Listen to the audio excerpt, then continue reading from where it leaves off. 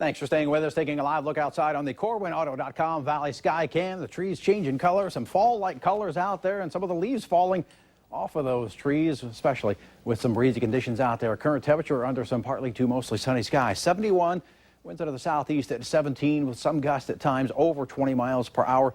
And we'll see those breezes subside later on this evening. 63 Langdon, 68 Jamestown and Valley City.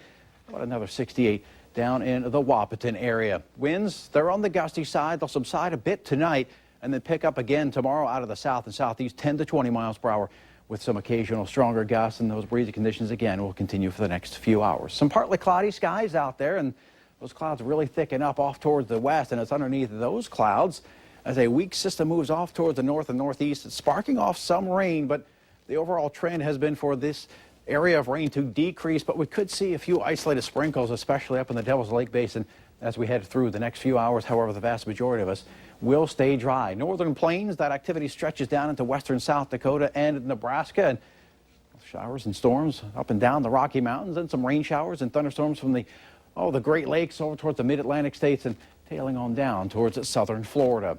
Down in the Caribbean, strong, powerful Hurricane Matthew. Peak winds up to 140 miles per hour. A Category 4 hurricane anticipated to track off towards the west and then north. Hurricane watches have been issued for Jamaica, and then it's going to pass off the western parts of Cuba and up close to the U.S. sometime next week. So something that bears watching as we head through the next 7 days. For us, we're just going to see a few clouds around as we head through the overnight hours tonight.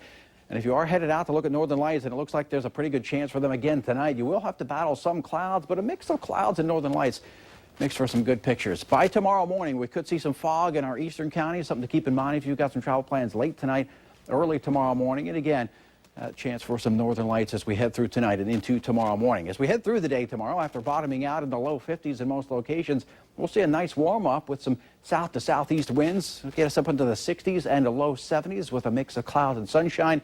A pretty nice day out there as we head through the afternoon and evening hours. And for tailgating tomorrow morning, it looks pretty good too, with those temperatures warming through the 50s into the 60s by game time. Here in Fargo, we'll start off again in the low 50s. Some good tailgating weather out there.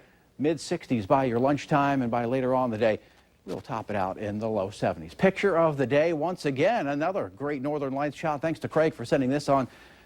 And that's near the Detroit Lakes area, and we'll see more of that again later on tonight. Going to use that as the background of our 7-day forecast. Some nice weather over the weekend, some low and mid-70s, and then some not-so-nice weather moves in as we head through much of next week. Some windy and rainy conditions, especially on Tuesday and Wednesday. Decreasing chance for rain Thursday and Friday.